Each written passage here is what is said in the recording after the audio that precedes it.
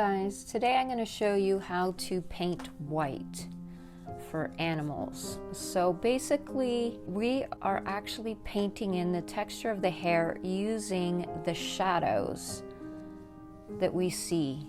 Okay, so in my example here I had to make a background, otherwise the dog would not stick out enough. It wouldn't be enough contrast.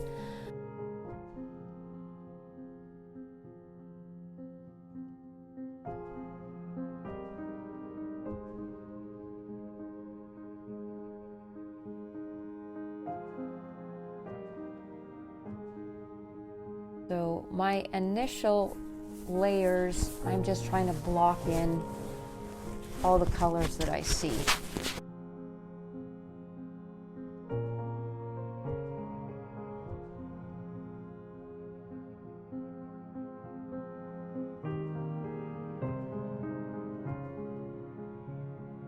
And I'm always painting in the direction that the fur goes. Notice that. Okay, if I want it softer, I add more water. I'm wetting the areas first with water, and then I'm going to add my color on top. Okay, this is called wet on wet, and it helps to have a softer effect of the fur. I'm building up my color slowly.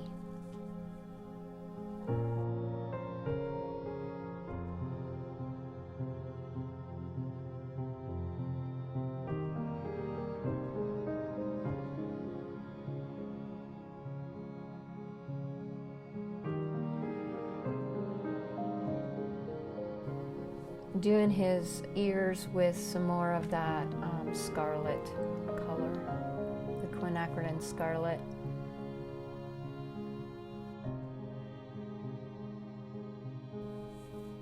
So I let everything dry, and this is another layer that I'm adding.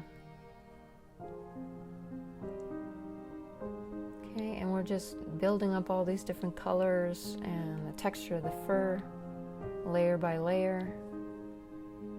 Adding more and more of the dark parts and the shadows to form his face.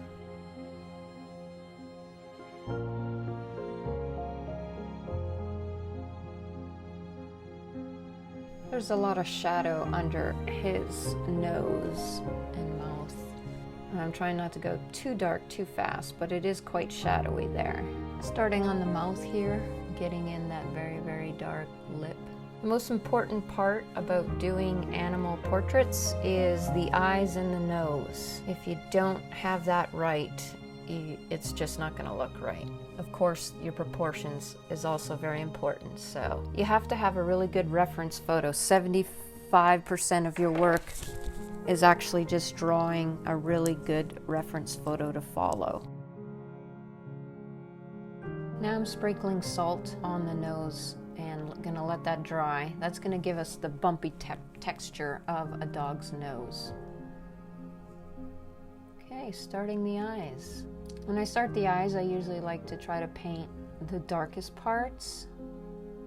There's always gonna be highlights in the eyes, so I'm kind of painting around those highlights.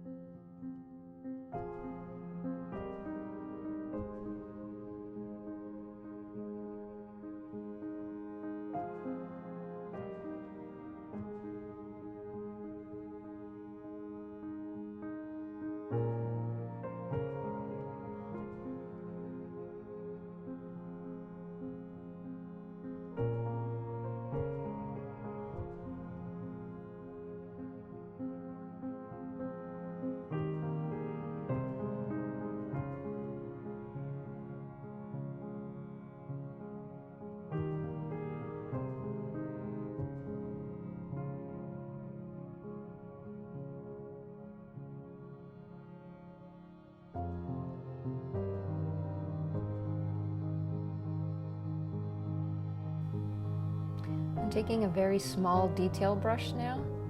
I'm trying to, basically it's almost like you're drawing in these fine lines with your very fine paintbrush and getting in the darker areas. It's actually starting to look like a dog. And in watercolor, everything dries a lot lighter. So to get the eyes to be the darkest they need to be, you'll have to do 2 or 3 layers. Starting to see his personality come out now with these finer details. So basically you just keep playing with it till you're satisfied with it. Going back to the nose, I take the salt off. You want to make sure that you brush that off. And as you can see, we get this like really cool texture. So now I'm adding more of the shadows of the nose. Coming back in with some more burnt sienna to get that underlying glow skin tones of the nose. Getting the nostrils to be as dark as they need to be will make you have to put more layers to darken up the nose itself. Okay, the nose is really starting to take shape now. It actually looks like a dog's nose. And I am going on to finish the muzzle, working wet on wet.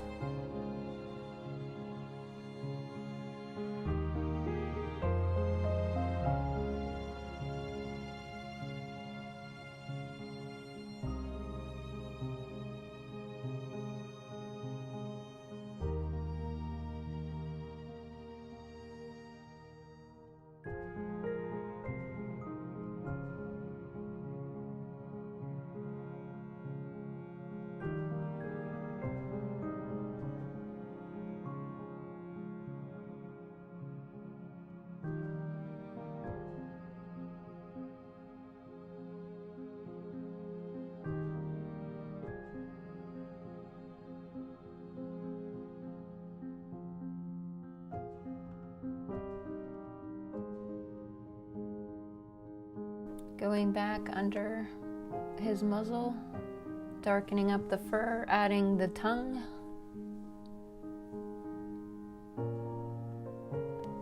One reason why I chose this reference photo is because I love the way that this dog was backlit and how brightly fleshy colored his ears were. Could kind of see through his ears, this translucent effect. So I am trying to capture that color like in the reference photo. Alright, so I'm putting a glaze on him, on his face here. Adding in more hair.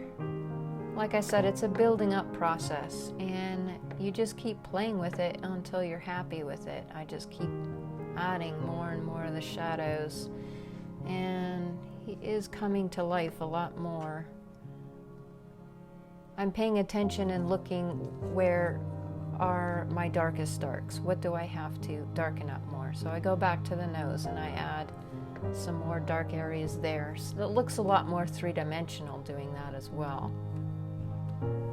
His face was looking quite flat until I started adding more glazes.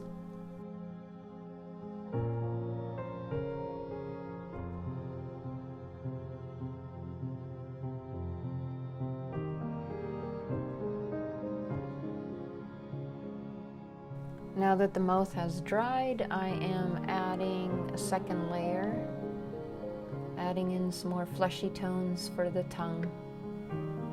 Right, and then lifting some highlights from the eyes and from the nose.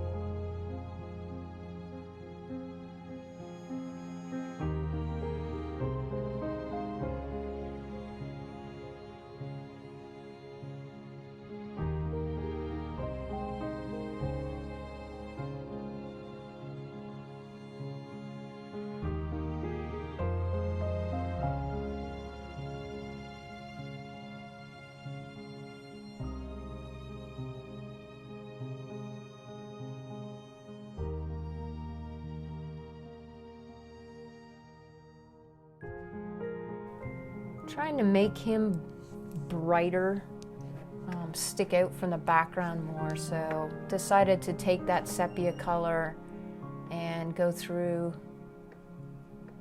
along the edges of his fur, so it actually looks like he's more fluffy. And I'm adding in another layer to the background.